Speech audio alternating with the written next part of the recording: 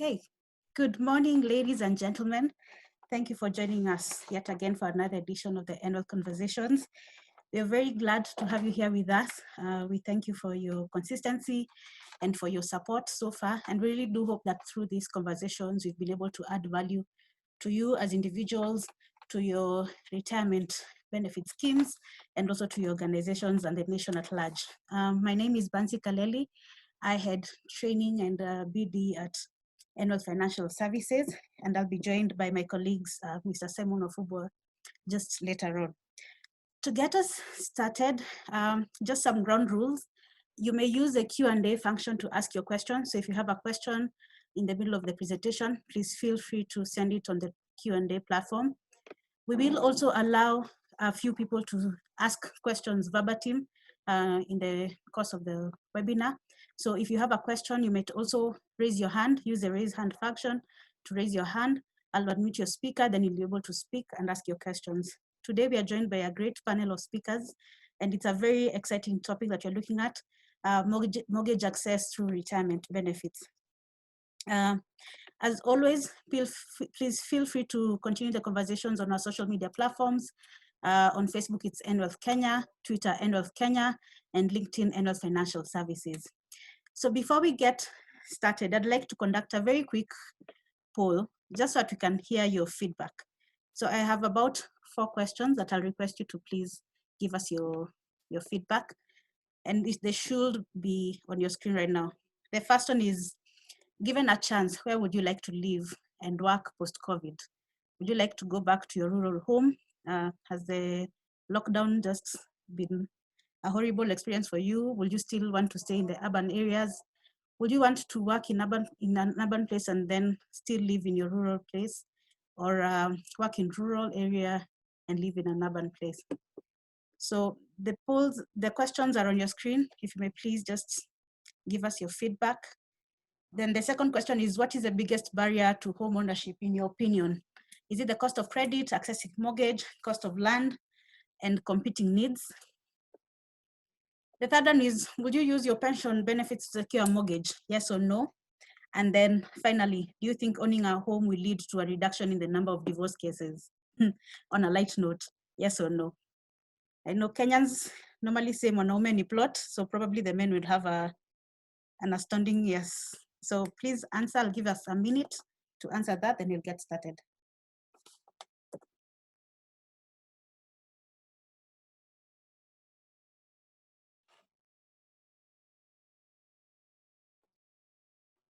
Mm, 30 more seconds. I see about half of us have answered.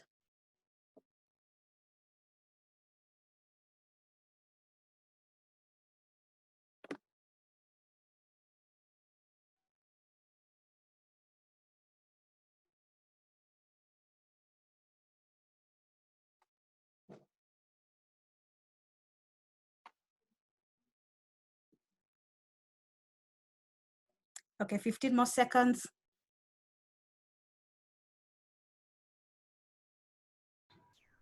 Margaret, I see you've raised your hand. I guess you want to expand more on your answer. I'll give you a chance in a few minutes.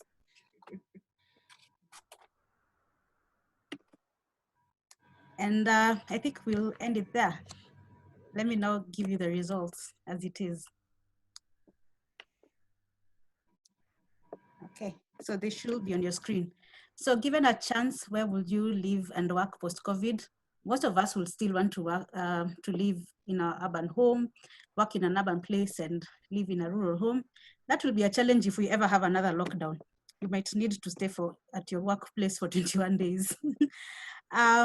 What is the biggest barrier to home ownership? The leading barrier is cost of credit, and then access to mortgage. We hope that this new initiative and the new bill will help us solve that to some extent. Will you use your pension to secure mortgage? 66% of us say yes. And then do you think owning a home will lead to a reduction in divorce cases? Majority of us think no. So that's very interesting. And I hear Simon laughing. Simon, do you want to share more on this? As I also invite you to say hi.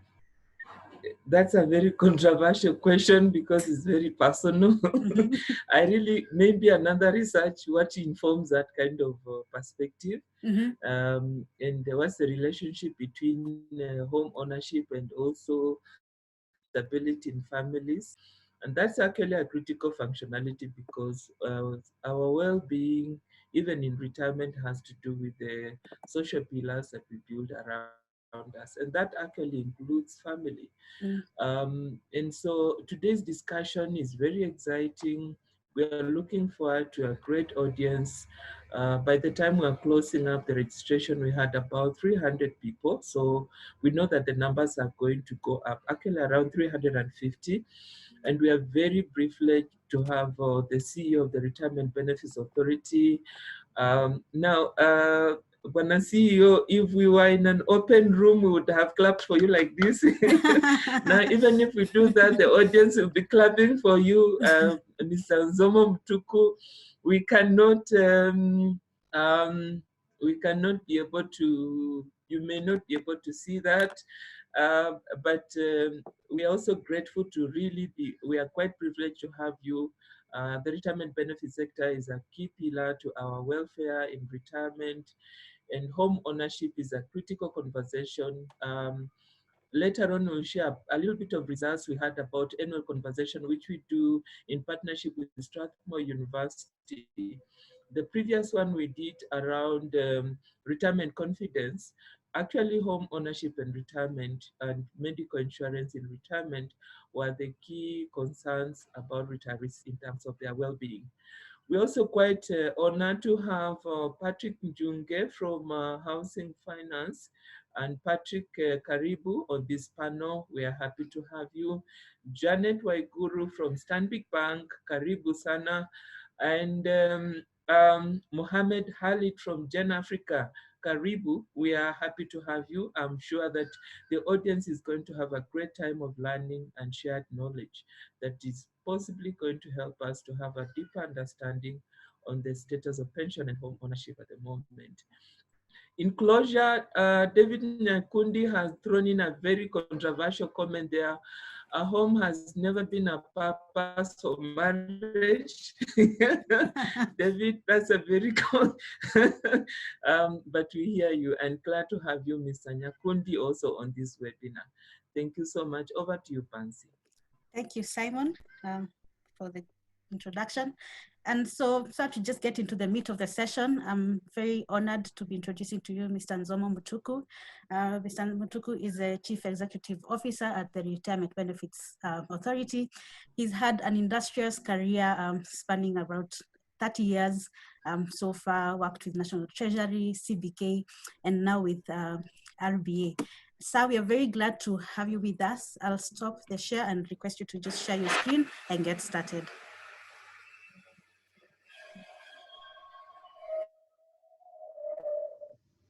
Okay, thank you, Bansi. Thank you, Simon.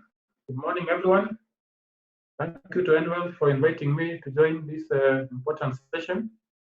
Let's look for opportunities to speak to our stakeholders, and this is such a chance. Unfortunately, Bansi didn't allow me to participate in the survey. I had very strong views about the issue of divorce. Since she didn't allow me. You can please feel free to share. No, it's okay.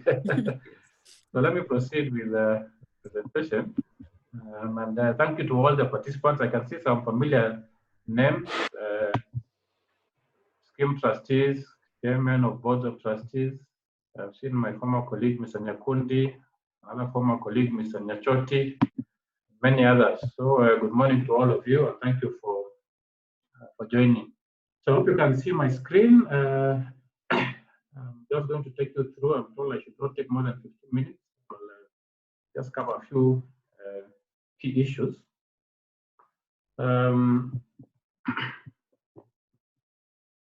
I'll just start by telling you where we are as an industry as of December. As a regulator, we always have the statistics of how the industry is doing. So we'll just share with you that so you know how we were doing before COVID.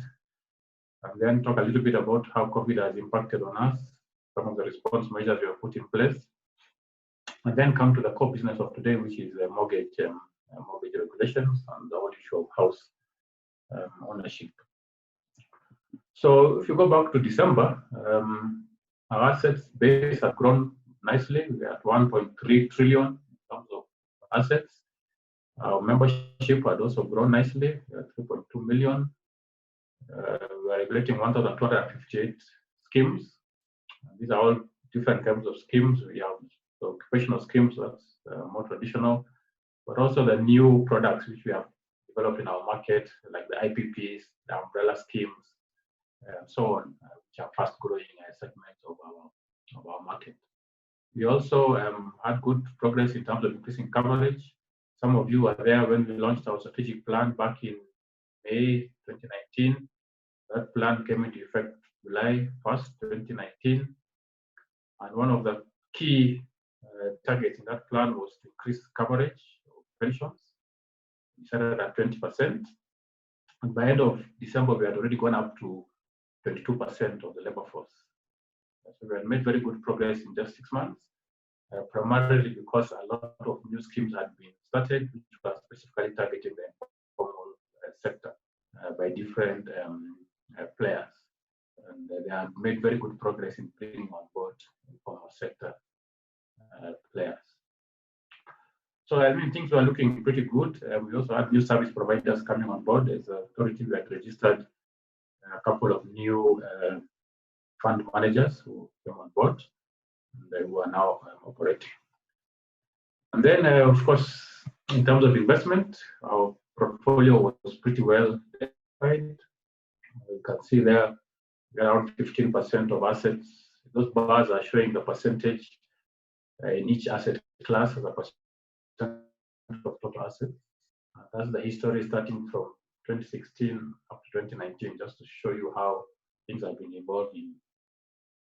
So you can see, starting from the left side, guaranteed fund, which is the insurance companies, at around 15% of the assets.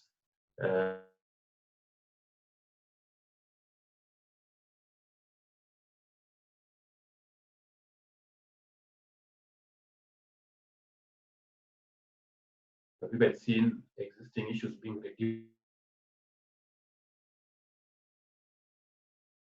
Ago, we are very keen. This was growing asset class. In many countries, you find corporate bonds market is much bigger than the government bonds market. I mean, we thought we were heading in that direction, but of late we have seen that market really declining, which is unfortunate because of a good diversification of our schemes. Deposits have been steady around 3%. Government securities has been increasing marginally from 38% in 2016, now 42%. But if you compare with most African countries, you know, it is still quite low. If you look at a lot of African countries, they don't really diversify much. They have around 75% of their assets in government security. Property investments at around 18%, which again is quite high by global standards. I think the global average is around 4 or 5%. Offshore, very low, 0.5%. Quoted equities, 17%. Private equity growing, now 0.1%. REITs declining a bit, it's less than 0.1%. And then the others. So generally, we had a good, well-diversified portfolio, but we were seeing increasing interest in some of the new alternative asset classes.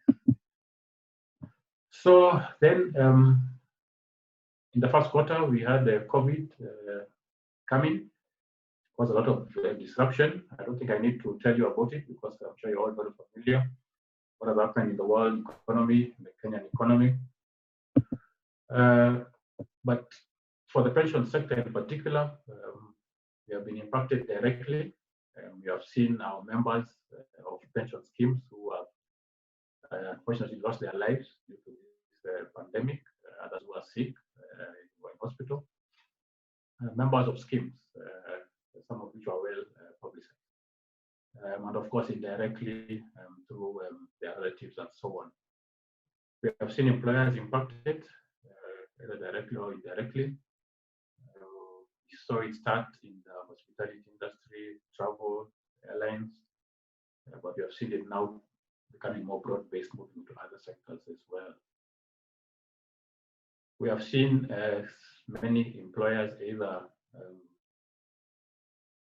laying off workers, in which case they have come to their pension schemes to get their money, which is much as allowable in law, which is normally around 75%. In other cases, giving unpaid leave, in which case there are no contributions. In other cases, seeking to defer pension contributions. So employers have been impacted. And like I said, initially it was mainly the hotels, the airlines, travel agencies, but now we are seeing other sectors also being impacted. The investment, a lot of volatility in the stock exchange, huge drop in March, a big rally in April, another drop in May, so a lot of volatility in the stock exchange, which is impacting our schemes directly. Rentals, you saw a survey yesterday by Kenya National Bureau of Statistics. Many tenants are struggling to pay rent.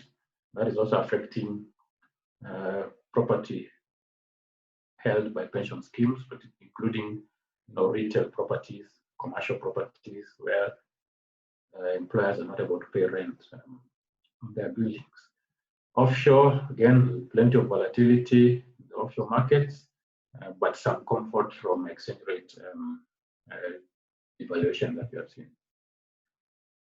Compliance requirements have been a challenge for a number of schemes because either they're not able to hold meetings, or they're working from home, or they're having challenges accessing certain information and so on. So that is what we saw impacting on the industry. So we did put in place some response measures as a regulator. We started by requesting the Cabinet Secretary to waive penalties for late submission of accounts. It would have been done March 31st. And that was gazetted. And schemes were given up to end of May. So we still have half a month to go to submit those audited accounts. Similarly, for levy, we allowed schemes to submit levy based on previous accounts. They're not finished at 2019 accounts. But I was happy that despite these waivers, we saw very many schemes actually comply, submitting the accounts by 31st of March and the levy by end of April. For the employers who have mentioned as having challenges in remitting contributions, there are a number of scenarios. Each scenario has its own kind of unique way of being addressed. We have those who are earning reduced salary. We saw some employers and employees negotiate and agree to go to 50% salary and so on. So in this case, it's pretty straightforward because the contributions will still continue, but of course the contributions will be less because they're on the lower salary. So if it's 50%, the contributions would also come down by 50%. I mentioned unpaid leave. I know we have lawyers here. I know there are also debates about whether our law really provides for unpaid leave and so on. But we have seen employers taking this route. And if they do so, then this is considered to be a temporary absence from work, which is normally provided for in the scheme trust deed and rules, and therefore there will be no contributions for that period of the unpaid leave. But normally the trust deed will have a maximum period, so it cannot just be indefinite. It could be 6 months or something like that. In other cases, the employees are still working and still earning salary, but the employer wants to temporarily suspend his contribution. Now, to do this is a bit more complicated because the scheme rules would normally provide that you give notice. You don't just do it overnight. So you would have to give the notice first, and then after the notice period has ended, which could be, let's say, 3 months, or whatever is defined, and that's when you would suspend. But we have allowed, if the employee and the employer and the employee are able to agree, then we can waive the notice period. So if the members are agreeable, and they give us those documents showing that the members have agreed, then we can waive the notice period, given the crisis that we are in, and therefore temporarily suspend your contributions, but again, not indefinite, it's for a fixed period of time. And the same would apply if you want not to suspend but to vary. Maybe if you're contributing 10%, you say I can afford 5%. You do something similar in that case. But the most drastic measure would be to discontinue, which is something we would not discourage because we all know that this is not a permanent situation, it's a temporary situation. But if you want to take that route, then again, you have to give notice. The trustees would be required to follow up contributions during the notice period, unless a waiver is given by the members. But this is really not something that we have seen much of, and it's something we would really discourage.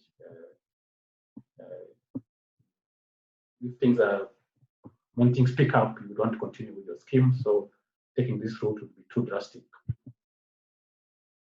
And some of the other things we have done, we have postponed our trustee trainings that we used to hold. We have waived the requirement for every trustee to have done within 6 months. So if a new trustee came, he doesn't have to do this training for 6 months. We have waived that.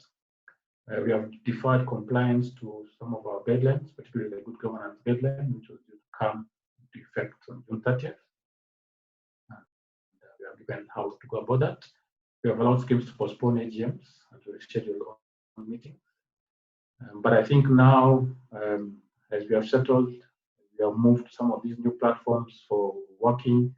We're now encouraging schemes to reschedule some of these things that have been postponed. But of course, using these new technologies. So for example, there's no reason why schemes cannot have a board of trustee meeting using this kind of technology. And even AGMs, we know AGMs can be held using various technology routes. So that is what we are now encouraging after initially allowing schemes to postpone them earlier. And then we also know some schemes, the trustees' term is lapsing, and therefore they might not be able to organize for elections and so on. And we are allowing them to write to us for guidance, because this one requires very specific guidance depending on the rules of the scheme, the term of the trustees, whether the trustees are on the first or second term, and so on. So in that case, they should write to us and we can advise them appropriately. So let me come to the key issue, because I can see time is running out. I know that the tax amendments which were done, I think you're all familiar with this. We are now having lower tax rates, pensions and withdrawals, very welcome, and even have wider tax bands on where the taxes are applying, so it's a lower tax rate across the board. There was an issue of the tax-free pension above 65, which had been in the Tax Amendment Act, but was removed in the National Assembly, but it is now appearing again in the Finance Bill, and we really hope as an industry we are able to lobby to have that removed, because we want our people above 65 to remain with the tax-free pension. So on housing, the Tax Amendment Act, which was passed and assented to, did amend Section 38 of our Act to allow members of schemes to use a portion of their accrued benefits to purchase a house. So that has already been done and is in the law. So once the Act is amended, the next step is to do the regulations. So we came up with drafts which we issued for public exposure and comment. That period ended last week. We received a huge amount of comments. Over the years, we have issued so many regulations and guidelines for comments. But this is the one which has attracted the most number of responses. So it shows that Kenyans are very interested in the issue of housing using their pension, which is good. So we are going through the comments, hundreds and hundreds of them. So it takes some time for us to go through all these comments. Very good comments, very good ideas. I must say, Kenyans are really able to propose good things that we may not have thought of and so on. So we really appreciate the great response that we received. it's important to just point out that these regulations were amendments to existing regulations, because the law already allowed members to use their pension to guarantee a mortgage from a financial institution. This has been there since 2009. And that is not going to be changed. That is still going to be there. You can still have that option of taking a guarantee, using your pension as a guarantee, and you get a mortgage from a financial institution. But what we are adding is, apart from that, you can also have another option of actually accessing the money itself and using it to pay, to purchase a house. So these are amendments to existing regulations, giving the modalities of how this other option would work. Now, it's very important for us as we do these regulations to balance between allowing members to benefit from a house while still working, but not compromising the purpose of the scheme, which is to provide an income to the member in return. The reason a pension scheme is formed is so that one retirement will be able to get this income and have a comfortable life in retirement. That is why government gives tax incentives to saving through pension schemes. That is why we have all this regulatory structure in place, which we don't have for other kinds of saving and so on. Because we want to make sure that people in retirement are able to have a comfortable life and get this income to keep them comfortable. So as we do other things using pension, we should make sure we never compromise the ultimate objective of the scheme. The other thing that the draft tried to do was to make sure that this is not something which is abused. People may just find a route to access the money, yet it's not even used for a house and so on. And also, we didn't want a situation where we are making trustees to become experts in real estate development or experts in legal setup for, charging properties and those kind of things. We want trustees to focus on their mandate. We don't want to give them so much burden. So we are trying to do drafts which would address some of those issues. So some of the key things which were in the drafts, and remember, these were the drafts. We have received comments, so these things may change because this was what we had initially, but based on the comments, actually certainly they will change because that was the whole purpose of getting the comments. So certainly some of these things will change, but just good for you to know what was there before the comments came. So one question which has come up a lot in the forums I've attended is whether you can use the house, this money, to build a house as opposed to purchase a finished house. And the answer is no, because regulations can only reflect what is in the Act, and the Act itself is very specific that is for purchase of the house, that is for a residential house. So the regulations cannot contradict what is in the Act. So this is for purchase of a house and is for residential house. So again, people have asked, can I get this money and buy a kiosk so I can, a shop so I can get some income and so on? No, because it's very specific residential house. The regulations also define institutions which can be purchased for. The existing regulations had certain institutions, particularly the financial institutions, the mortgage institutions, even the tenant purchase schemes is already there. But what we have added in the drafts is the scheme itself. So you can purchase the house from the scheme. We have added SACCOs, we have added insurance companies, and we have added projects approved by the Ministry of Housing. Now, another question which has come is whether this means you can't just buy from a developer and so on. If you look at the approach of the Ministry of Housing in the Affordable Housing Program, it is relying heavily on private developers. So these projects approved by the Ministry of Housing will also include private developers. So private developers are not locked out. I saw that concern being raised. When the draft is there, they're not locked out because these projects can be in the list. And I mentioned that I was not in the survey. I didn't participate in the survey, but if I had, on the question of the barrier, I would have said the biggest barrier is actually the cost of land. If most of us want to stay in urban areas. Then the barrier to owning homes in urban areas is the cost of land. The cost of land in urban areas is simply prohibitive, such that it's not possible to do a house at reasonable cost. So the person who can help is government, because if the government owns land, counties own land, they can provide this land to developers to build, and therefore save us from the huge cost of land. This is opening up to that. If government provides land or counties provide land, developers build, we'll be able to buy houses at an affordable cost. So I think that's important to highlight. There are limits, and this has raised a lot of comments. Like I said, if you want to compromise the pension in retirement, the objective of the pension scheme, so there have to be some limits. So what was in the drafts was 40% of what you have accumulated, 7 billion. We have received two sets of comments. One group feels that we should increase the 7 billion, maybe to 10 million, so that they can get those bigger houses. Another group feels that we are compromising the objective of the scheme, and we should reduce this 7 billion to 3 million or 5 million. So there are different views that we have received, very interesting.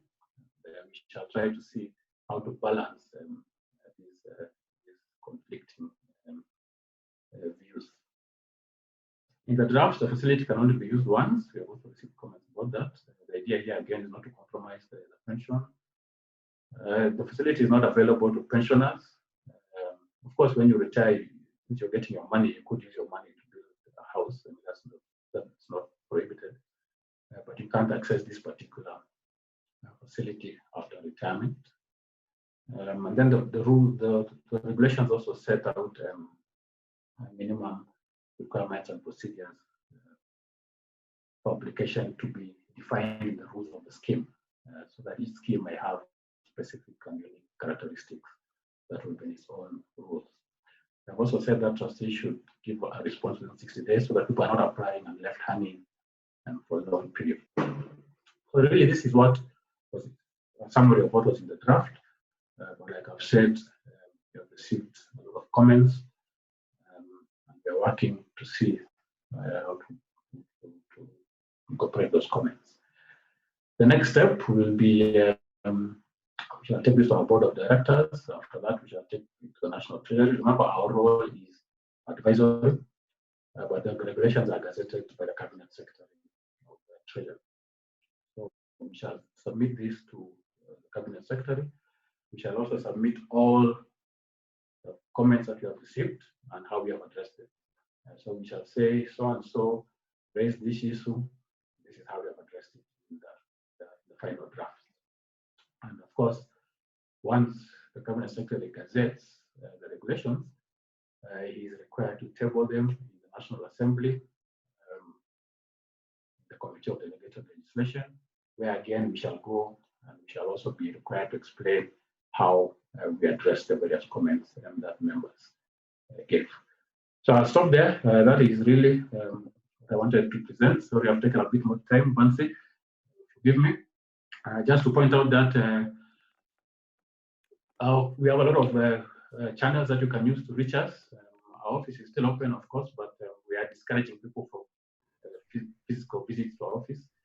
But we have plenty of channels that you can use to reach us, including the complaints portal, whistleblower portal. We have online submission of these returns. We are very much on social media where we're able to answer a lot of questions. So thank you very much. I look forward to answering questions that will come up. Okay, thank you so much, Mr. Botuku. And I think now we'll just open the floodgates. I can see people are already raising their hands. So if you want to speak, just raise your hand. And I'll ask you one question from Paul Okwemba, even as we start. Is RBA satisfied with the level of consultation undertaken during the drafting of the mortgage regulations? And I think you've also answered the question of why we are restricting the mortgage arrangements to people like to already done projects instead of buying and building. So are you satisfied with what we've done so far in terms of consultations? Yes, I'm satisfied. I know we didn't give so much time for people to send comments, but like I said, we still received overwhelming number of comments, hundreds and hundreds of people. The reason why we kind of moved a bit fast is because you know that the cabinet secretary would normally gazette regulations during the budget speech. The budget speech is only a month away from now. So the time that we had between when the act was amended, the time that we want the rules to be gazetted is not much. And that's why we didn't give so much time, perhaps, as we have done in the past for comments. But nevertheless, I think we have received enough plenty of response. We are quite happy with it. All right, thank you. I've allowed a few people to speak. Felista, Makini, Peter Njau, if you may just unmute your speakers and then you can ask your question. Thank you very much, Bansi, and thank you, Mr. Mutuku, for that very interesting presentation. I'm very keen concerning this issue of mortgage, which you have said the facility is available only before retirement. But I can have 1 year to go. So is there a specific number of years, or I can just get it maybe even 6 months to go, 1 year to go, and be able to access it? Okay, thank you, Felista. Let's And allow for maybe, Bansi, maybe we allow a few in the interest of time, because some questions might be answered, might be related. Okay, so Peter Njau and Ben Sakwa, please ask your questions. Thank you so much, Bansi, and thank you, Mr. Mutuku, for that presentation. My question is, could RBA consider lowering the levy now that schemes are not making good money? They lower the levy that they are charging schemes. Thank you. Thank you, Peter. Ben Sakwa, please unmute your speaker and just ask a question.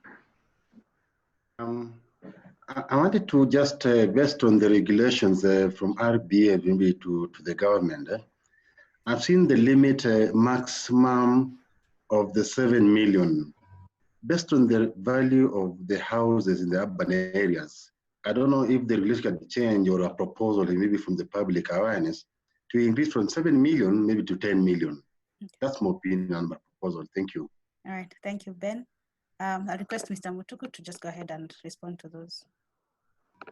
Yes, thank you. The first one, whether you can still take it even a month or a year to retirement, yes, you can. At least the draft, the way the drafts are, it only talks about retirement. Of course, retirement includes early retirement. So if you have taken early retirement, then you can. But if you're still working, you're 59, you can still enjoy this benefit. But of course, we may have received comments which may change that, but the way the drafts are, that is how it is. On the levy, the way our levy works is that our levy has an absolute cap. When you reach a certain level, then you don't pay more, despite the size of your scheme. So unlike other jurisdictions where as schemes continue to grow, levy continues to grow. For us, as schemes continue to grow, levy has actually kind of, I want to use the word flattening the curve. So there might not be need for us to reduce because a lot of schemes are already at the cap, and either way it will not change for those schemes. The 7 million, yes, like I said, we have received comments to increase it. I think I've seen some people asking for 10. We've also received comments to reduce it because people are saying it's going to compromise pension. But my response is that when we engage with government, particularly housing, they told us the affordable housing program is going to deliver a lot of housing units at a much lower price. So I know today 7 million may not seem so much, but you may not get so many houses at 7 million. But when this program starts delivering, of course, the first steps of us are already ready, many more in the pipeline, the prices are going to be much, much lower. This is what I mentioned earlier about these high prices has been driven by the cost of land that we have in urban areas in Kenya. This is one of the key things that the government is trying to address. The other thing they're also trying to address is the cost of building. This is going to be addressed through scale.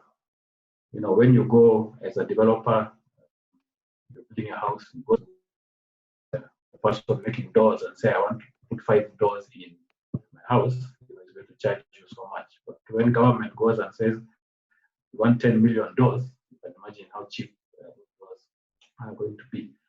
So the cost of housing will come down, and therefore, at much lower figures than even the 7 billion, people will be able to get the first. Okay, thank you, sir. I think I'll ask 3 more questions, then we can wrap it up. The first one is from Mr. Kelvin Nyachoti. He says, good morning, excellent presentation. In typical scheme rules with 6 months notice period for variation or cessation of contributions, how is the authority handling scenarios where the employers and members are unable to agree on suspension of contributions or waiver of notice to wind up etc? And then Connie Kayundi asks, hi, is RBA going to have a connection with KMRC, the Kenya Mortgage Refinance Company, on this product, just to help in terms of getting cheaper loans? And then my final question is from Waeni N. She says that the focus since sharing these regulations has been one-sided. She feels that a lot of it has been on the members, but has RBA conducted a regulatory impact assessment to see how this will impact schemes? As it is, schemes are already struggling with increased outflows arising from exits from employment. So we'll answer those 3 questions and then we'll wrap it up. Thank you, Calvin. Yes, the trustee may say that you need a notice of 6 months. It's possible that members will not agree or you'll not be able to agree to waive the notice. In that case, trustees have to continue building this liability owed by the employer to the scheme. It's like how we have in the past have unremitted contributions, where the employer does not remit, but it still remains a liability in the books.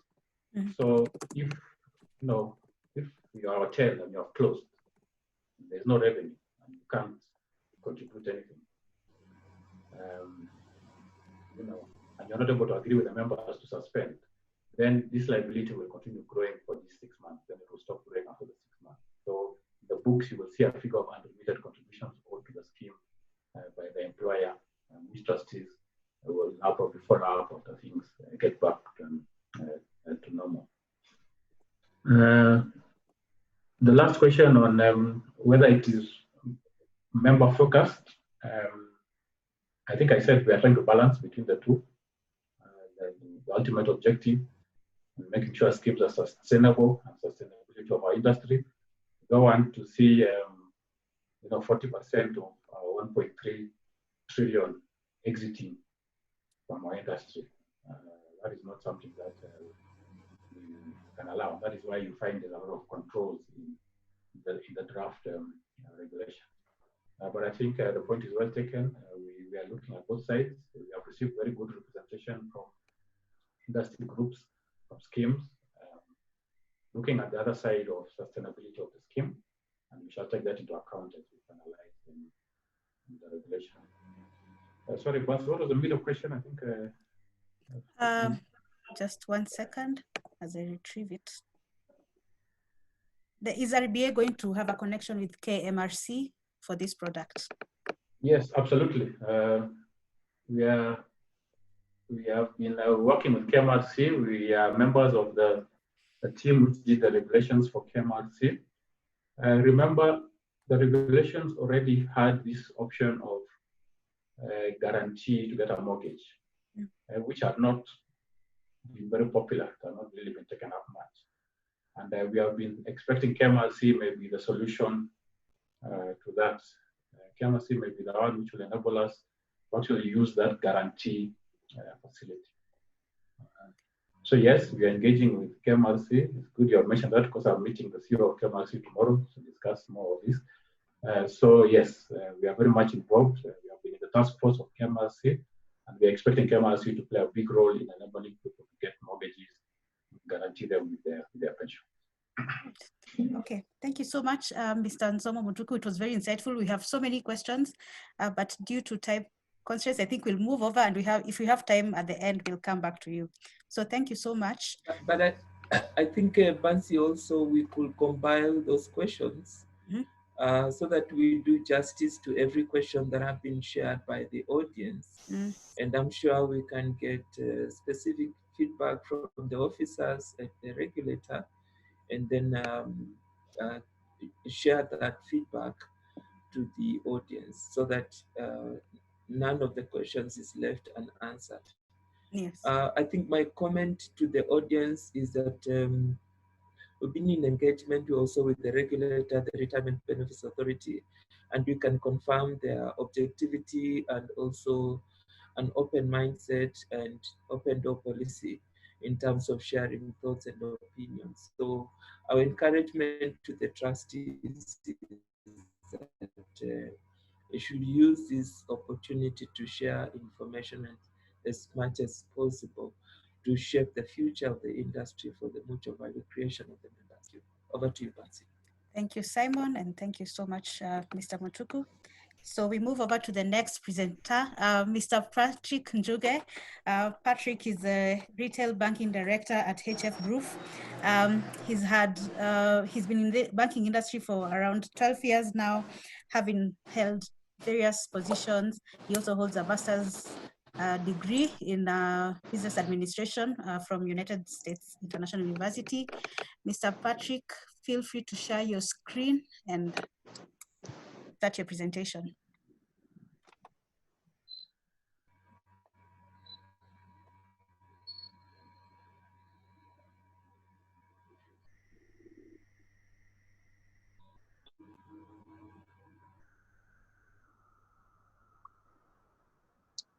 Okay, so good morning, everyone.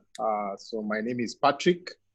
So I will blast through the presentation so that then we can spend a bit more time on the Q&A. So I am the retail director at HF Group. So the presentation is structured in three ways, and my apologies, my office is just next to a busy area of Nairobi, which knows no COVID. So if you hear a bit of noise, bear with me. So the presentation is structured in three particular categories: the trends in the housing industry, opportunities for members accessing mortgage loans, and then considerations when selecting a mortgage provider. So I will just scroll right through. So the first trend that we are seeing, so we'll go to the trends. The first trend that we are seeing is around affordable housing. And Mr. Mutuku, the CEO of RBA, has mentioned quite a bit of this. But I just want to highlight a couple of things. Why affordable housing? I think the first thing that we are seeing, and even from a financier part, HF is between HF and KCB, we account for about 80% of the mortgage market in the country. And one of the things that we have seen on our side is the demand supply gap. So where there is largest demand, we have deficient supply. And where we have the largest supply, we have deficient demand. And I'll speak to that specifically. I think there was a question that was asked why the amounts cannot be raised to 10 million. Today, what we are seeing is houses above values of 10, 15 million are taking much, much longer to sell. Houses below 7 million, we can't meet demand. That's what we are seeing even during this period of COVID. So that is one of the things that we've been able to pick. The second thing on affordable housing, it's a core need. And when we talk about core need here, it's more to do with the idea of mass settlement. So housing is a need for everyone, but the economy and the cogs that run the housing industry, are they wired to provide housing in a large scale? I think that's pretty much what we What I mean here by saying it's a core need, whereas on one side it's a core human need, are we set up to deliver it in scale? So I think that's one of the things that we will be discussing. And then the government support. It's one of the big 4 agendas, and there's a lot that government has done, which I will speak to. However, just because it's affordable, success will hinge on a couple of things. Number one, location is everything. And we'll see a bit later, location, the definition of a good location is beginning to change. And then volume over margin is what will define success. For example, the days where a developer puts up a project and the cost of building a unit is, say, 7 million, and they go and sell it for 15 million are long gone. If we get back to those days, probably in the next 10 years. Today, it is very difficult to achieve 100% margin. That's just the way it is in terms of saturation of supply, where the demand is, the ability to afford houses at a particular price point. So volume will triumph over margin in the coming days. And to go with that, pricing. The pricing at which a developer will put up property will dictate whether they are successful or not. I'll give an example. Last year, HF sold over 500 houses. One of the things that we did with the developers we financed is just to sit down with them and have candid conversations. You are putting up houses at 15 million. If you sold this house at 11 million, you will still make money. Why don't you sell it at 11 and stop the penalty interest that the bank is charging? And many developers came to the table and agreed to this. And some of the advertisements you saw as running as HF last year were actually in collaboration with developers because of the realization that there aren't many people who can afford houses at that price point. Then the other thing is project management. That is very important. Every coin matters in affordable housing because it goes to either transfer a saving to the buyer and therefore makes the house more affordable or increase the cost. The next emerging trend is metropoles are coming up. And when the cessation of movement directive was given by the president, you can tend to see where the Nairobi metropole is defined at. And as such, the definition of the ideal location is changing. So 5 years ago, if you work in the CBD, living in Utawala or Ruai looked like you were living very far. And with the improved infrastructure, albeit on slowly, connectivity is improving. And therefore, what used to be defined as ideal location, which is the immediate vicinity to the CBD, Westlands, Hurlingham area, that ideal location definition is changing. The other thing is self-sufficient communities. The need for large groups of people to move to a particular central area is diminishing. Today along Thika Road, we have enough malls, banks, all the things that used to make people come, say, for example, to CBD, Westlands, and such like areas are coming up where people live. Then the other thing is significant capital flow to such projects. So, and this is very connected to affordable housing. So part of what government is doing is earmarking land to support the affordable housing program.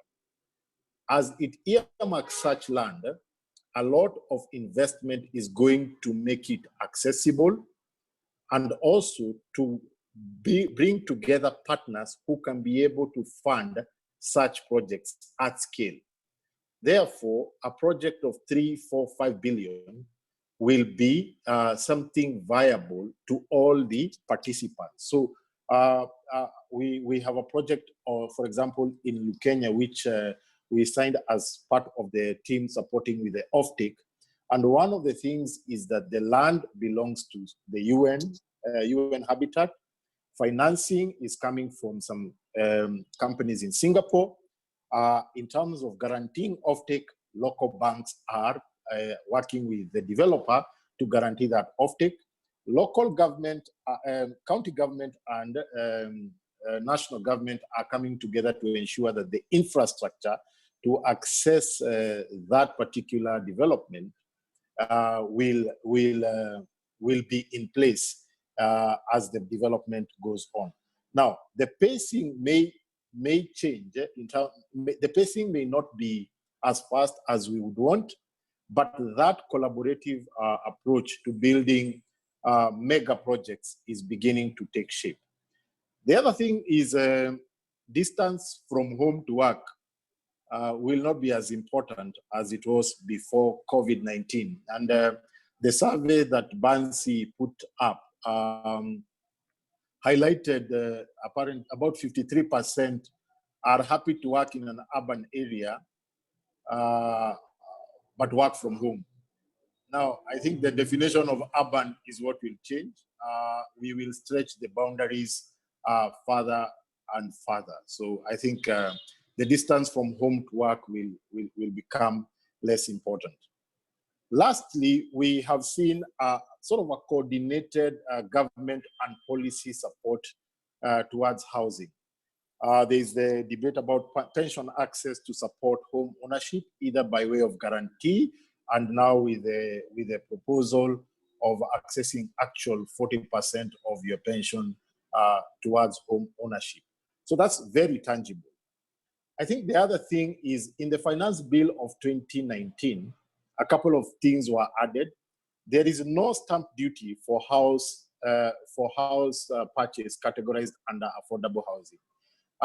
Stamp duty is pretty steep. It's 4% of the value of the property. Now, by removing that, that is a significant saving in the hands of the buyer. The other one is affordable housing developers are VAT exempt on imported inputs or those sourced out locally that go in towards the affordable housing construction. That again allows that direct saving to go into a pricing benefit to the purchaser. The other thing is incorporation of KMRC, and there was a question to this. But broadly, KMRC allows for price stability. By price stability, I really mean the cost of borrowing. If banks can access funding from KMRC at a fixed rate over a very long period of time, then it is easier to give mortgages for a long period of time without interest rate risk, which is one of the things that make access to mortgage finance very costly. The other thing is banks lend from deposits, largely. Now, most depositors will fix money for up to a year, and more often than not, the funds will be accessed for one need or the other. And mortgages tend to be 10, 15-year, 20-year time horizon kind of loans. Therefore, that funding mismatch was a big issue for banks in terms of just how do we commit such long-term loan contracts, and our funding side is quite short-term. So those are the trends that we are seeing. And I just want to put it all together from a how HF perspective. What we have seen is that as an economy, the space of affordable housing portends a very big opportunity.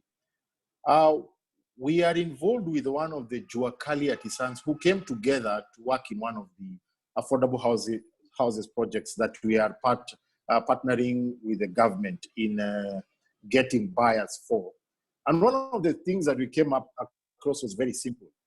Today, if you wanted to place an order of $10,000, there are no standards. in terms of how a door should be.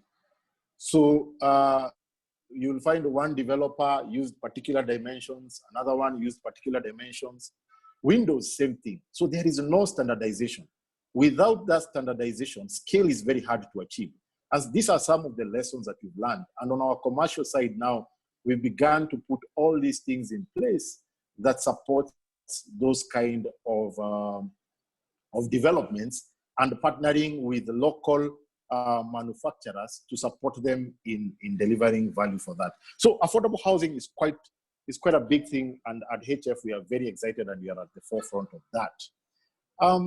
The next thing is opportunities for members accessing mortgage loans. And this particular part, there are two components to it. First is just to go through the journey of a home buyer, and then the next part is accessing the mortgage. Here I'll be speaking largely to the trustees, just to paint a picture of just that journey. And then now we can surface questions that may come. The typical home ownership journey is largely broken down into 4 steps. You set a budget for your target home. If it's a gentleman living alone or a lady living alone, they make a decision, I want to own a home. If it's a couple, they will come together and agree in a typical scenario. Once they set a budget, they begin saving. Not many people, and I mean this from the perspective of mass settlement, where we are getting 100, 200, 300, 500,000 people accessing homes. So the typical step would go like this. So they don't have funds readily available to deploy for home ownership. So they will begin a savings plan.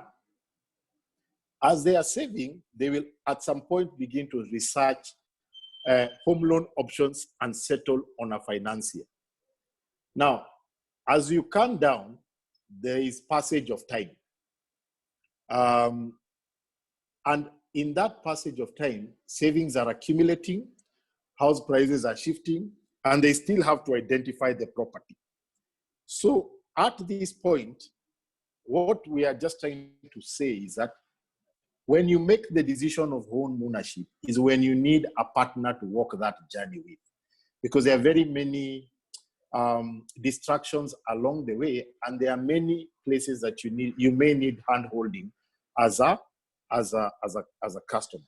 And so towards that, I'll go to the next slide. HF is one of the HOSP providers. So a HOSP is a home ownership savings plan. It avails particular tax benefits to customers and to savers. And the funds saved can only be used for home ownership. So you can't just come in and say, I want to withdraw these funds and go and use it for another purpose. So the funds have to be used for home ownership. And so HF has availed a product called Nyumba Yangu account. And I know this, I will tie this back to just this whole conversation about accessing your retirement benefit and why savings are important. And so the home ownership savings plan for all saving, for interest and for savings of 3 million and below, you pay no withholding tax. And if the saving is deducted from your payroll, up to 8,000 is tax deductible, meaning you don't pay as you want on it. And we actually have a certificate issued by KRA that we give to our partners on this. Currently, we have 66 companies who their staff are saving on this. We launched this in November, and so far we have about 2,000 people saving per month on this towards home ownership. When you are in the journey of saving, obviously as HF, we are a home finance institution. That is our core business, and we offer financing of up to 90% on the property. And to help you still in the journey, we have many properties that we list every month. And given that this presentation will be shared, we have put the link so that people who are interested, they can just log in there. The deals there are quite good. And in case anyone is interested, they can always log in there. So that is what I would say are the opportunities for members accessing mortgage loans. So a mortgage is just the tail end of everything. You will come, we will evaluate you, and money will be availed. But the level of preparation you will require to have done by the time you're coming in to take the mortgage will ensure the higher the level of preparation you have, the easier it is to go through the mortgage process. And mortgages are long-term, 20 years, 15 years. You need a partner who knows that no one for 15 years straight has no financial difficulty. There are very few. People face challenges, and you need a partner who you can walk that journey with. To close, I will go to considerations when selecting a mortgage provider. And this is really, if you see, the logos have transitioned to HF. We are the preferred mortgage provider for many people in this country. I think the first thing is experience, mortgage processing efficiency, because time you can lose a property if there is insufficient speed in how quickly we are doing this.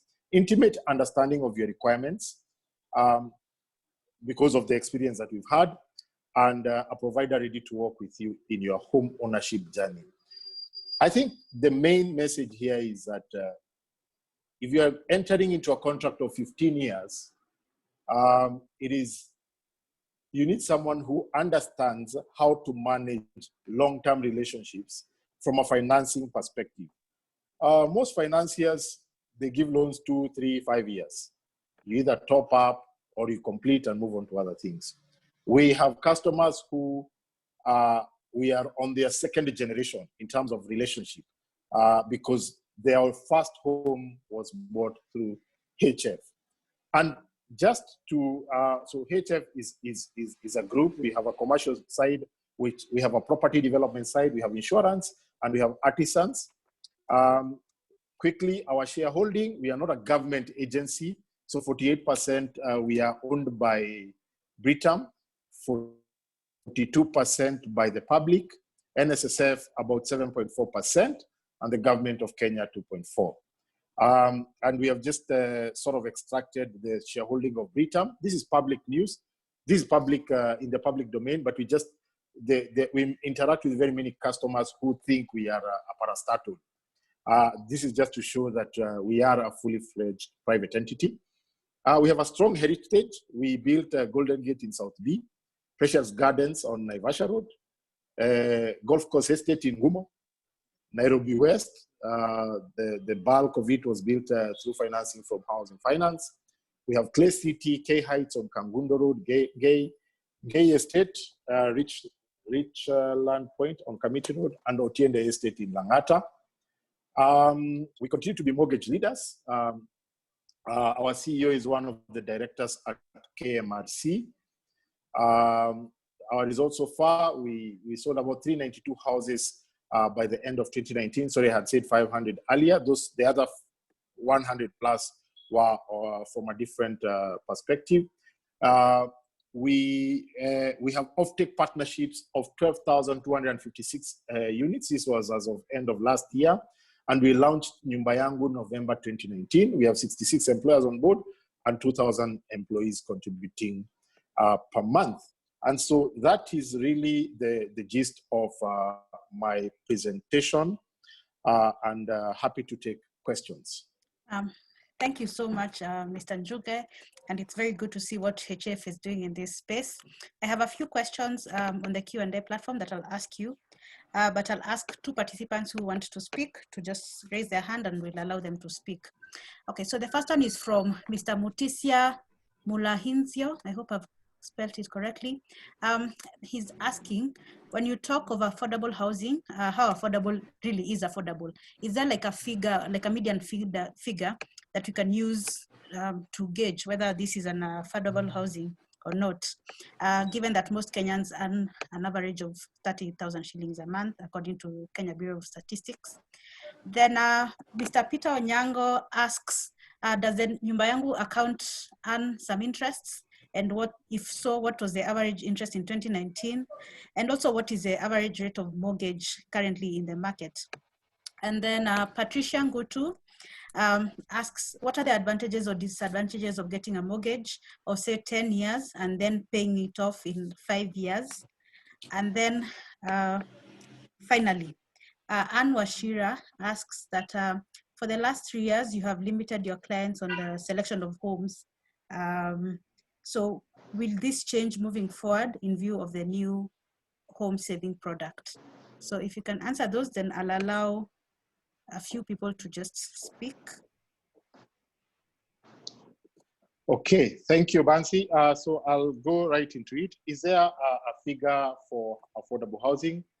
I would say we don't have a specific guideline from the government that has come out. And I think, I don't know whether that will come out. But what we consider as affordable internally is houses up to the amount of 6 million. 6 million as a sale price. Now, I would also like to highlight that affordable does not mean poor quality. There's a very big difference between social housing and affordable housing. Affordable housing is just, it is actually your typical house, which used to go for 10 million, but because of very many things that having changed, the scale, government support, cost of land, and all those things coming together, that value of that house has come down significantly. Social housing is a very different matter. So that shouldn't be mixed up. So it's not about quality. The next one is, what's the interest rate on Nyumba Yangu? So Nyumba Yangu is tiered. It ranges from 3% to 8%, depending on how much money you have saved. The other thing is we just started it last year, so most people were in the range of 3% because that's when they're beginning their savings.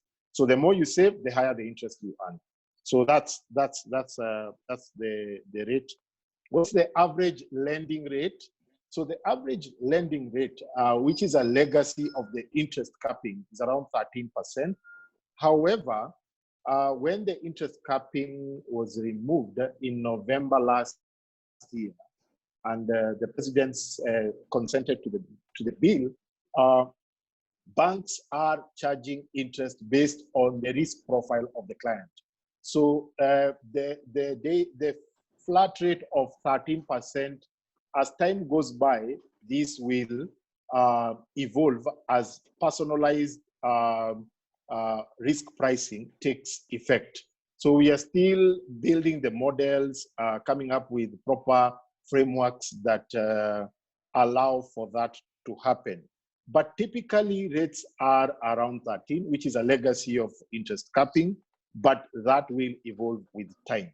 Now, what does that portend for a borrower? The better your credit standing in the bureau, not the score, the standing, because the score is just an amalgamation of very many factors of your credit history. The better your credit standing over time, the lower your rate. And it will be materially lower between two individuals. And that is what the regulator of banks and the government have been pushing for. So I think that's what I can say around the average rates. On the question of if you take a 10-year, 15-year loan and you repay it within 5 years, you'll be a very smart individual, and that is heavily encouraged. The shorter, you can take a loan for 15 years, and there are no penalties. The laws changed sometime in, I think in 2013 or 2012, where there was no penalty to be levied by any financier for early repayment or early payments of your loan, any type of loan. therefore, if you take a 15-year mortgage and you have an opportunity to come in and accelerate the payments, by all means do so. It will reduce your overall cost, and we encourage that. On the selection of homes, okay, HF has really never limited the selection of where to buy. But typically, and I don't know whether I got the question correctly, I will give examples where we are a bit cautious to lend. If our customer reaches out to us to buy a rental property or to build rental property in areas that are not, say, for example, under affordable housing. For example, if you come to HF and say you have prime land in Kileleshwa, you want to put up a block of flats and you anticipate you'll get 100,000 per month. That is hard for us to accept because today we cannot get 60,000 for similar properties. So, and it's largely because of what we are seeing in the market. And so sometimes we tend to shy away from such transactions, not because we don't want to support our clients, but because we see the challenge that we are going through today. And we do advise clients, maybe this is not the right time, maybe you need to change your model. And it's because of what we are seeing. And that's why we sometimes tend to appear like we are promoting other areas and not. And it's not that. It's just because we find that the returns there are better, and clients who have investments in that area are able to service their loans properly. I think those are the questions. Yes, thank you so much. Clearly, Bansi, there is a lot of questions, and we are running out of time. I think from all the webinars we've hosted, this has been one of the most engaging in terms of participation. We would review internally and see how we can structure another one that can answer so many questions. We have almost like over 100 questions on this discussion. That's for today. And this just shows the level of interest that we have, Bansi. But regrettably, we are constrained with time. Bansi, over to you.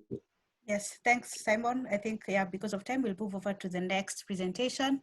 And we have Ms. Janet Waiguru. Janet is going to talk to us on whether or not really property is an investment. I know a lot of Kenyans say mwanaume or niploti. Niploti, Yeah. So Janet is the head of investor services at Stanbic Bank. Let me share her presentation and then we'll get started. Janet, over to you.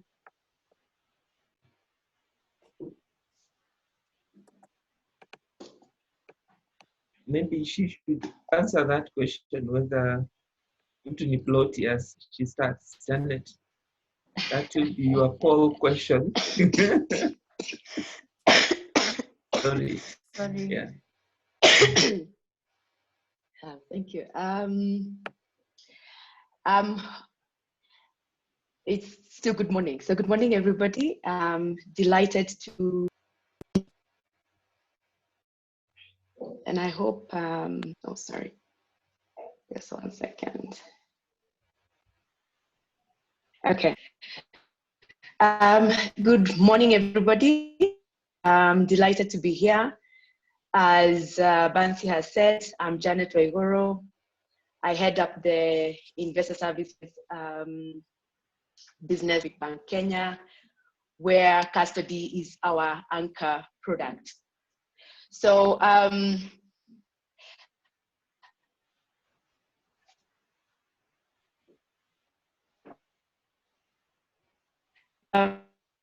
you can see me? Yes, Janet, we can see you. Carry on. Okay. So when we look at property and look at it in terms of Maslow's hierarchy of needs, at the bottom of it all, we look at that need look to address or meet your food requirements, water. Your needs are food, water, warmth. So meaning the ownership of a home, ownership of that plot. And I know we are so, as Kenyans, we are very attached to property in whatever shape it is. You find that there's always that need. You feel a sort of security, a sort of achievement once you can say that you have a piece of land somewhere, because at the end of it all right, just 1 second, having a challenge with my internet. Let me see if that is going to get better. And Simon can tell me. Yes, it's now much stronger because the audience was struggling to hear you. So okay. I know we are limited in time. Maybe you just run. Okay. Okay. So when you're looking at your sense of achievement, when you assess your sense of achievement, you evaluate your sense of achievement on the fact that you have provided the basic needs for your family before you get to looking or addressing or meeting the other needs as it were. So your ability to provide food, water, clothing, and a place where your family can call home really becomes one of the key things that we seek to achieve as human beings. So when it comes to property as an investment, I would say it is one of those asset classes as an individual that one actually looks at.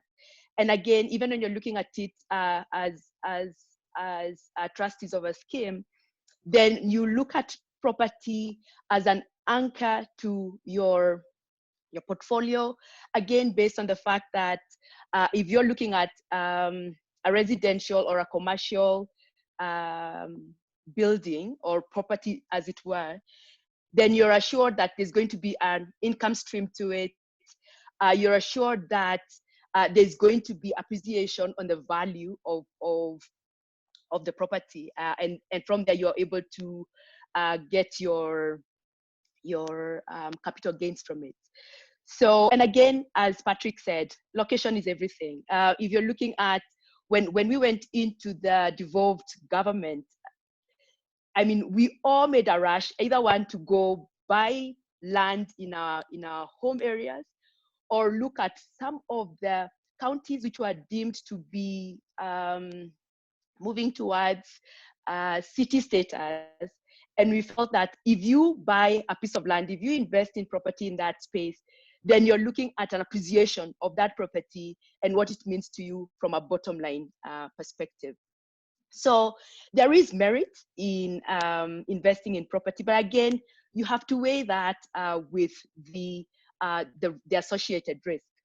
So when you're looking at the economy, the way the economy is performing, you have to look at that and ask yourself, how does that impact your investment, as it were? Right now, in this COVID environment, you find that close to 60% of the workforce is working from home.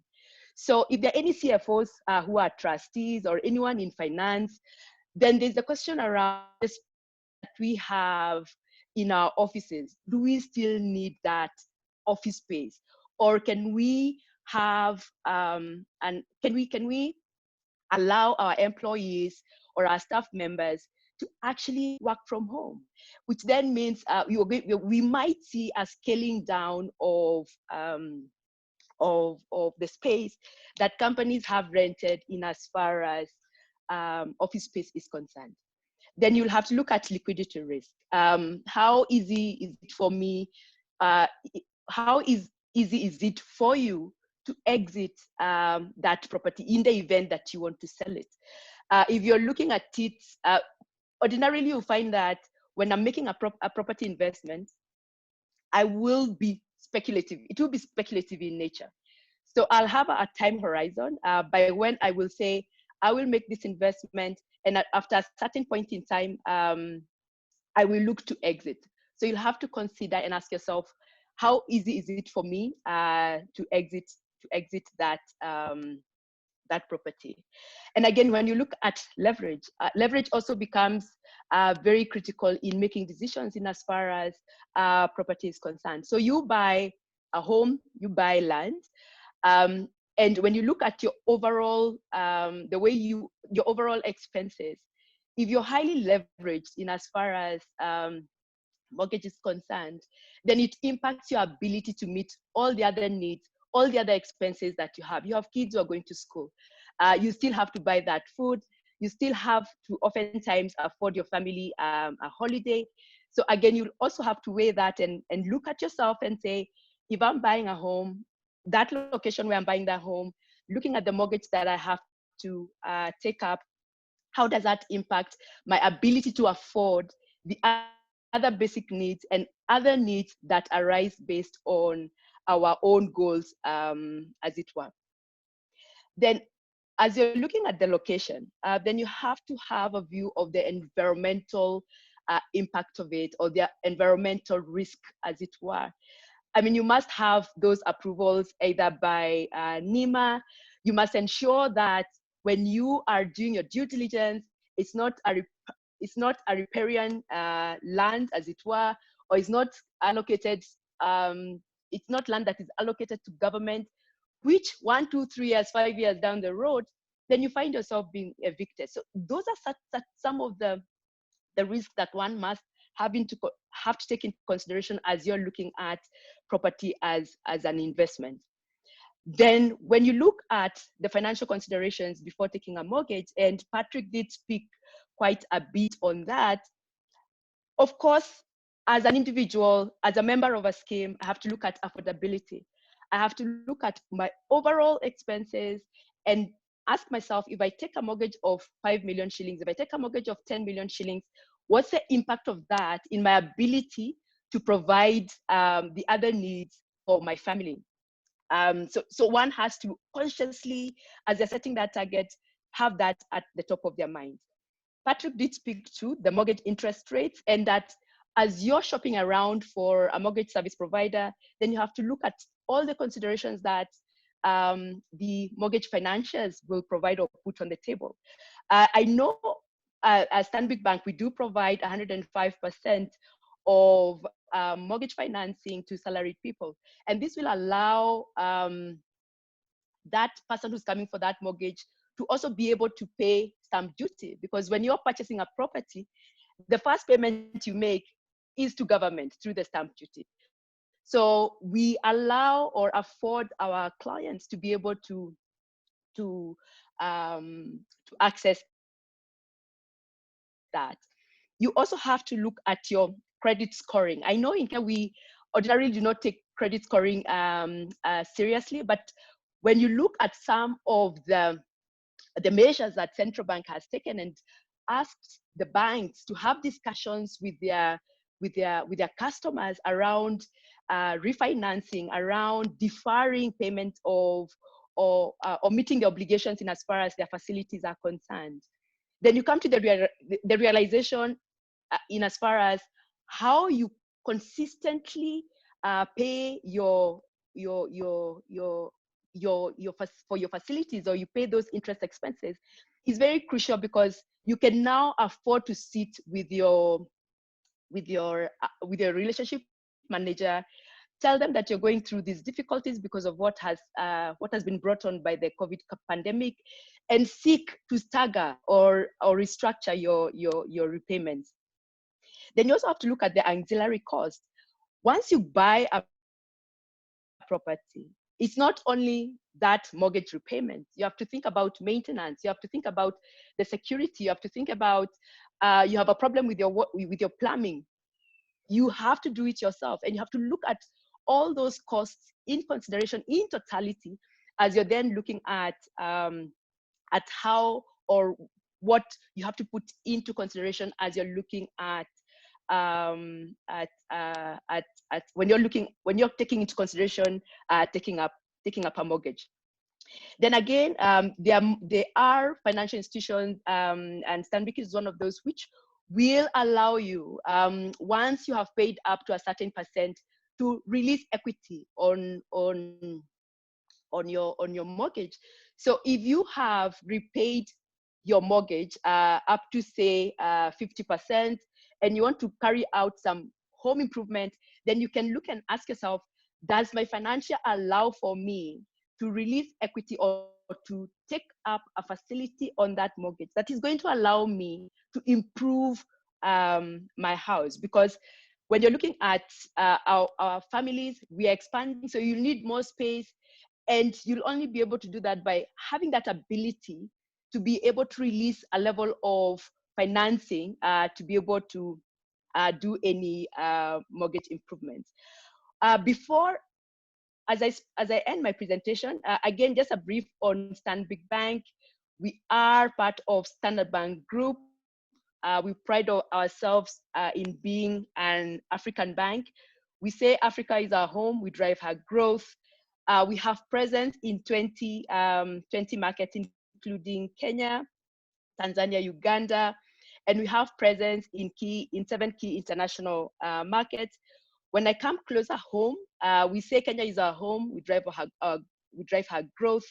And again, we partner with our clients across various sectors, including the pension industry, to see how we partner with the regulator, to see how we partner with the capital markets to drive growth in as far as Kenya is concerned. And we partner with our clients. We are one of the licensed custodian banks by the Retirement Benefits Authority, with assets of about 350 billion shillings. Again, it's trying to, such as say, Wealth, housing finance, GenAfrica, to look at how we innovate and provide solutions that are going to provide value, add value to our client base, so that then as they grow, we grow. And that's why we pride ourselves in saying Kenya is our home, we drive her growth. And again, when we are executing our strategy, we then have to take focus on our responsiveness to our clients, how clients are able to access, even when you're looking at your own custody requirements, how your fund manager, your scheme administrator is interacting with us. We are able to provide that digitally. As I mentioned, we are part of Standard Bank Group. You will see that within Standard Bank Group, we have 16 markets in where we offer custodial services. And as a bank, as a group, we have over 650 billion in assets under custody, trusteeship, and administration. I will pause there and then take any questions. Thank you so much, Janet. Due to time, I'll only allow one question, then we can pick up all other questions at the end. So Lillian Asienya, kindly unmute your audio, then ask your question. Lillian? Okay, seems we can't get her. Anyway, then what we can do, we'll just take all questions at the end so that we are able to just save on time. Our final presenter is Mr. Mohamed Khalid. Mohamed is a CFA holder. He has been in the industry for about 12 years, providing investment advisory services and currently working with GenAfrica. Mohamed, take it away.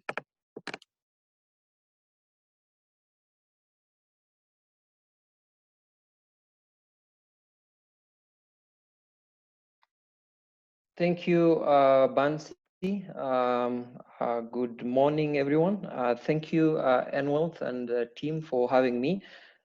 In light of time and given the fact that now the last one, I'll try and make it as brief as possible. So just to start off, in terms of my names, I'm Mohamed Khalid Abdi, working for GenAfrica. I'll walk you through the impact on retirement benefit assets. And I'll probably wear an investment lens on this particular one so that we can just have an idea of really the kind of proposals that are coming through. What are we expecting in terms of an impact, in terms of assets going forward? And before we go into that, I'll briefly just walk you through an introduction of the company. We've been around for about 24 years. We have presence in Kenya, Uganda. We manage assets in excess of 270 billion, cutting across all the asset classes. In terms of staff, 30, 16 investment, 14 operations, over 80 clients across the region. Our core business really, as indicated, is really investment management, mainly long-term funds, pension, income drawdown, property advisory, institutional training. And we are licensed by the Capital Markets Authority and in Kenya as well as Uganda by RBA. So that will be, my presentation will be in those three areas. We'll really have a look at the current situation as far as the growth in terms of industry assets. I have a discussion around the potential impact. Just walk through what are the areas where trustees will look to in terms of adjusting for fund liquidity, as well as really the expected impact in terms of are we likely to see a compromise in terms of income replacement ratios going forward? You know, just to top it up, have a look at some few case studies if time will allow us. So in terms of really asset growth, we've seen the industry grow phenomenally in terms of assets, starting off about 44 billion, topping off last year just at about 1.3 trillion shillings. So very strong growth over the last 19 years. But just to highlight from a GDP perspective, we've seen fairly low, very strong contribution, or as a percentage of GDP, you're talking about 13%, which really talks to a large extent pension assets have to a large extent really supported savings. In terms of number of registered schemes, I'll not registered members, not really going through that detail, but what really captured my attention is the accumulated benefit of our average accumulated benefit of members. So if you took into account 3.2 million members and 1.3 trillion in assets, that will give you about 440,000. So on average, that is accumulated member benefits that we are seeing just from an industry perspective.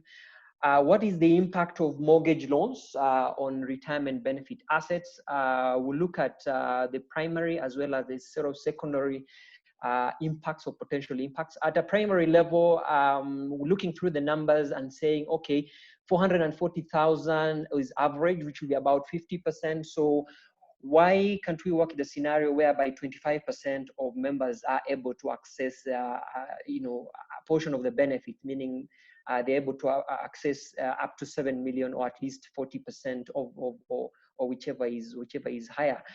That will actually work to a decline in assets from the current 1.3 trillion to about probably 1 trillion. Largely due to that 300 billion decline in assets. So it's going to have a significant impact in terms of pension benefit hit in terms of assets. Second round potential impact, what are we likely to see, God forbid, if we have another pandemic or so, for instance, so tough economic cycles, you're likely to see more job losses. So if you have members who've taken up some of these mortgages and the portions they picked from the accumulated benefits was sort of a deposit, and there's a bigger portion on the debt side, on the mortgage side, you're likely to see probably pressure on cash flows, most likely foreclosures, and that could actually lead to a scenario whereby most of these members could actually be looking to actually take a little bit more of whatever balance is on the accrued pension balances. So to a large extent, that again is a net negative on the industry from an asset growth perspective. And then fund performance, it goes without saying, we'll need more liquidity. So we'll need a lot of portfolio reallocation. And the investment strategy will definitely be more fixed income driven and have a little bit lower allocation to your equities, property, or for instance, private equity.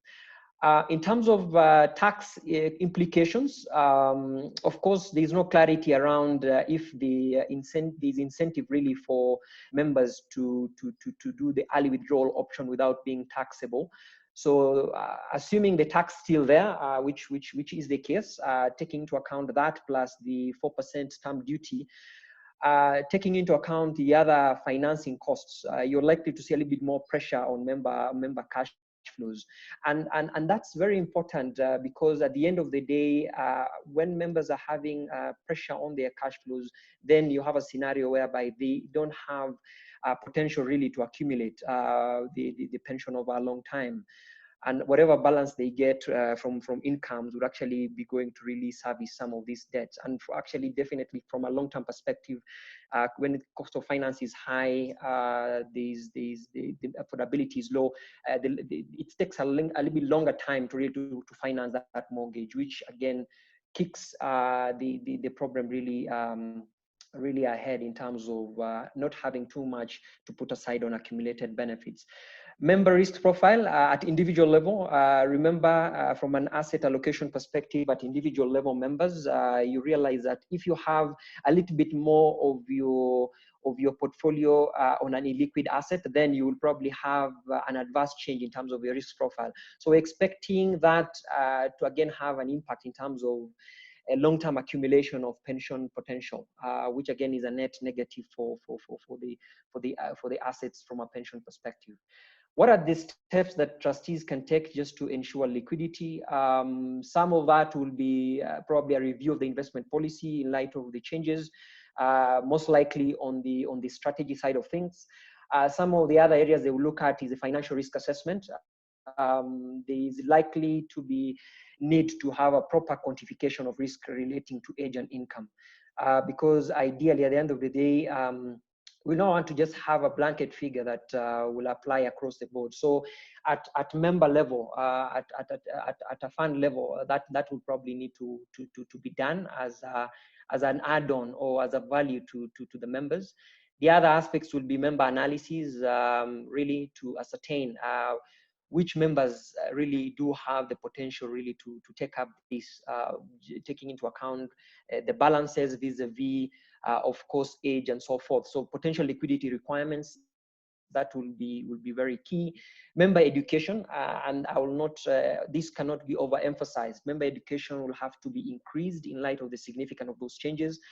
And really the possibility of really high possibility of really poor financial decisions, if done without really future considerations. Because at the end of the day, the pension fund is actually set up really to fund pre-retirement or post-retirement really pension, either an annuity or from an income drawdown perspective. So if there is an impact from a financial decision perspective, then that will have significant ramifications when it comes to retirement. And then, of course, modify the trust deeds. Of course, when the proposals go through the CS and whatever will come through after taking into account what RBA has tabled, then we'll probably need to adjust the trust deed and rules to take into account some of the procedures, some clarity, just to ensure that from a legal implication that's well addressed. In terms of income replacement ratios, I'll briefly go through the savings rate. So Kenya's savings rate, we've come off a very strong trajectory in terms of savings rate, right off from 2003. And you remember, this is when the economy was doing very well. But that has actually come off. We've now really gone a whole cycle from 9.4 in 2003 to again 9.6 in 2013. Overall, the current average is about, as at end of 2017, is about 10.5. And average over the last 18 years is about 12%. Global average is about 22%.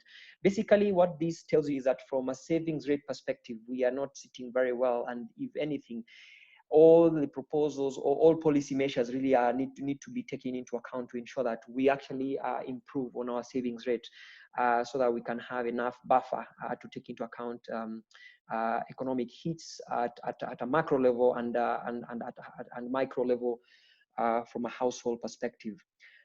In terms of case studies, we just looked at 3. UK. So on the UK, the pension sector, it allows for pension mortgage, and the pension mortgage is structured such that a member can only take a mortgage where he can be paying interest only for the term of the mortgage, and then when he retires, a portion of the accumulated benefits is earmarked for that particular principal principal payment. The income replacement ratio, which really is the percentage of pre-retirement income that you are likely to need to maintain a similar standard of living is around 50 to 66% in the UK. In South Africa, the Act allows the members to actually take direct loans from the pension fund. It allows up to 90%.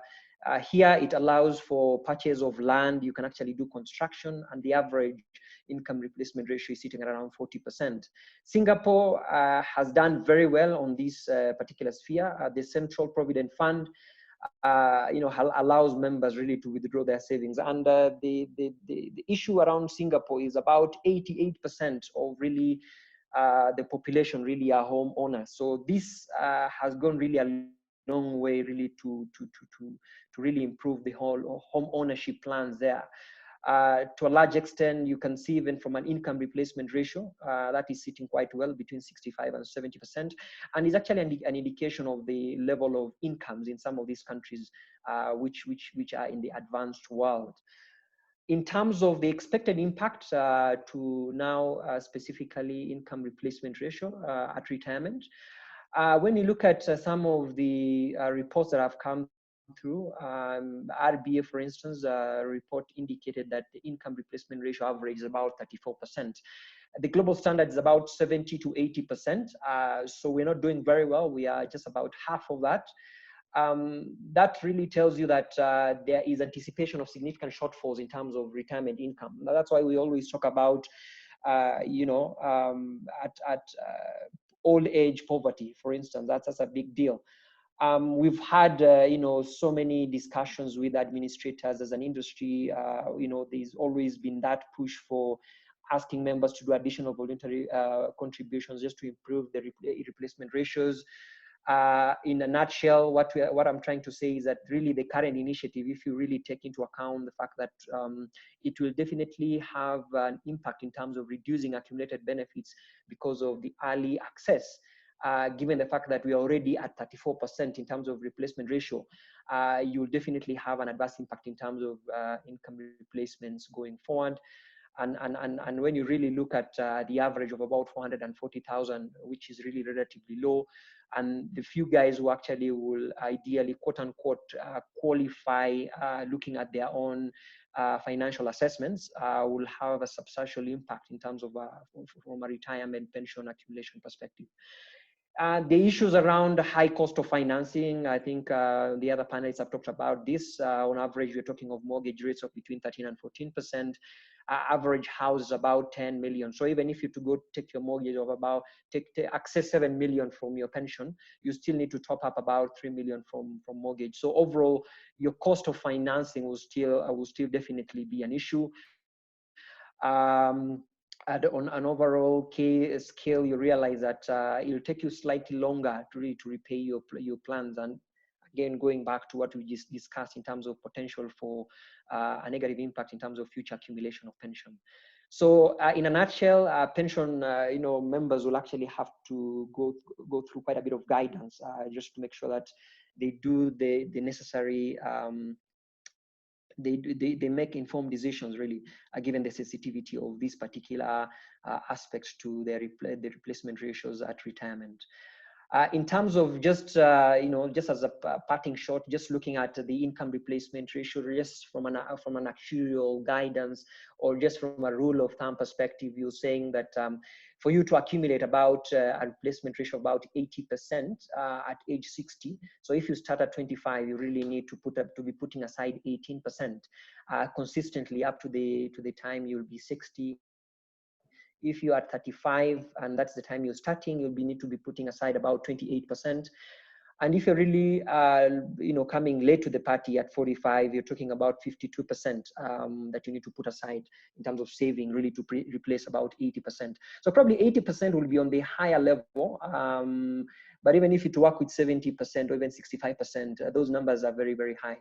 And what I'm trying to put across here is that any significant impact of accumulated benefits at an early cycle, early in the cycle in terms of your retirement journey, will have a material impact in terms of the replacement ratio, and will actually jeopardize your living standards at post retirement. I think I've spent about 10 minutes and I'm happy to take any questions. Over to you, Bansi. Thank you so much, Mohammed. That was a very good presentation. I'll request 2 participants to just raise their hands if you have a question, and we'll allow 2 questions. There's a comment from Jennifer, let's have a part 2. I think that's what we'll need to do due to the level of engagement. But we thank you all for your participation. I'll request Davis, Kajoku, and John Sitawa to ask their questions, and then we'll proceed. Davis?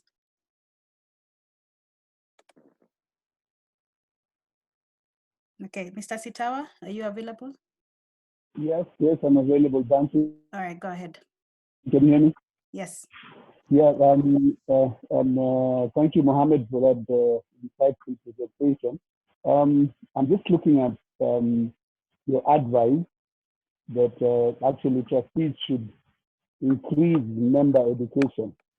And you're looking at a scheme where perhaps the medium currently being used to get to members would be a bit tricky because perhaps the age profile of our membership and the IT savviness of our members may not be that good. What other method would you prescribe to carry out or conduct member awareness?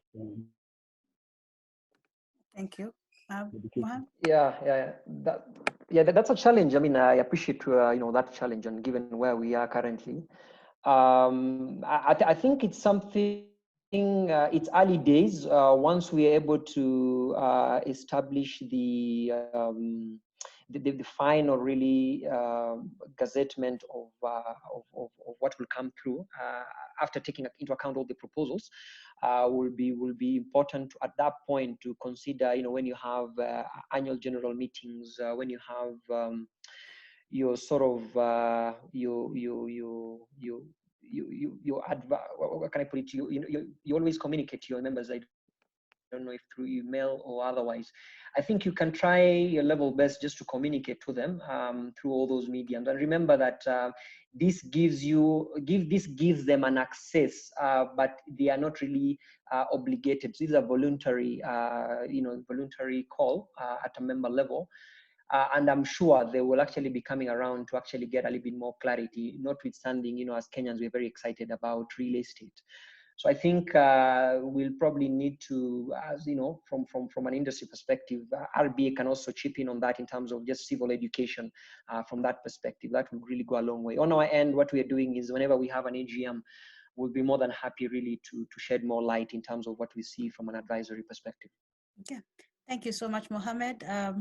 Let's stop it at that and have the last very brief presentation from Mr. Simon Afubwa. Simon is Managing Director, Head of Financial Services. Please go ahead, Simon.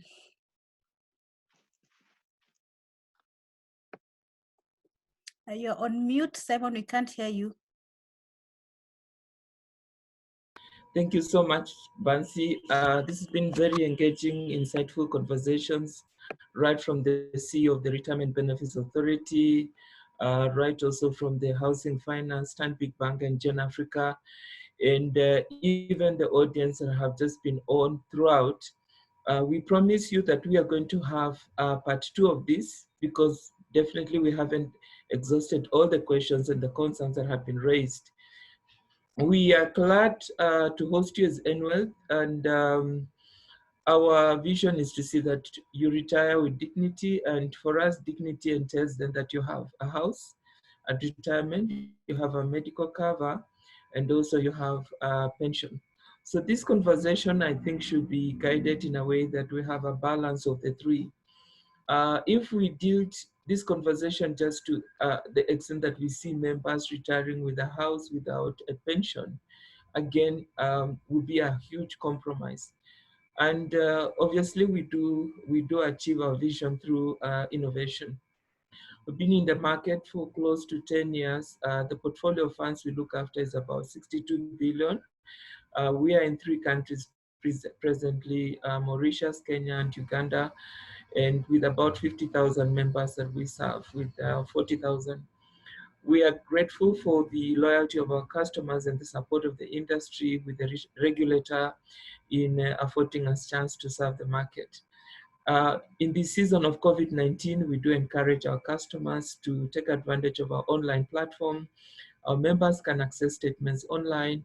Benefit claims are actually already online. You can be able to generate your benefit claims process within the online channel that we have.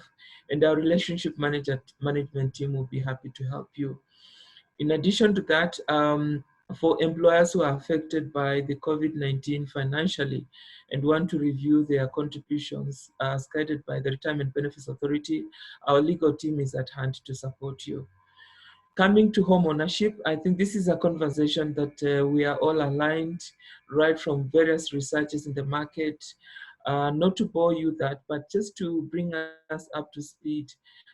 We did this last year, and part of the research, you can check it out on our online channels, is when we checked out about the Retirement Confidence Index, we noted that only 1 out of 7 Kenyans are happy when it comes to, quite confident when it comes to retirement. And some of the concerns that came out was the fears why people refuse not to go home is they have no house in the village. And so the wife who has been with them for 10 years or 20 years or 30 years in the city, they even ask wazee, so unanipeleka wapi? Why are you taking us? Because there is no house. And so this discussion around home ownership is quite materially valid. And I think all we need to do is to see that we have a balance, that it doesn't eat into income replacement ratios. Tied to that, why we are saying that is because we still need a bit of revenue to push on income replacement, to meet basic needs like food, like clothing, even the bills in the house, medical cover, and other engagements. And so, of course, the discussion we have been having is that generally would hope to have a contribution plus income to have a benefit. But of course, now we are looking at integration of pension and also home ownership.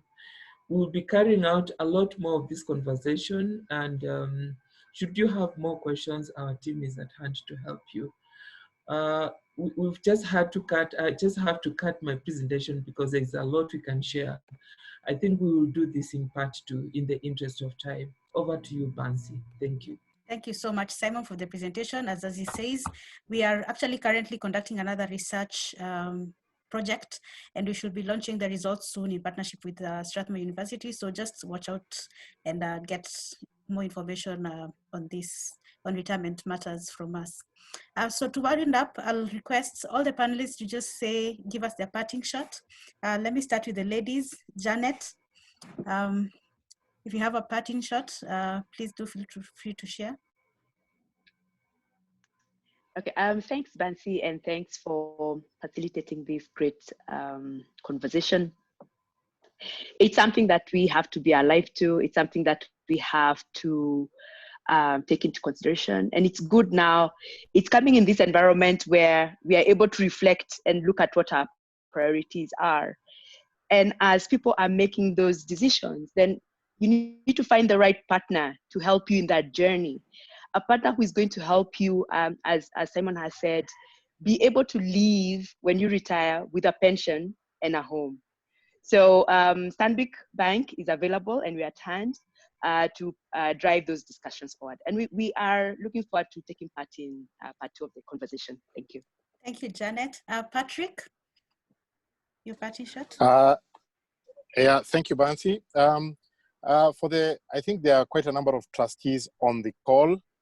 I would like you to think about it from your own perspective. If you own a house, remember when you took that journey.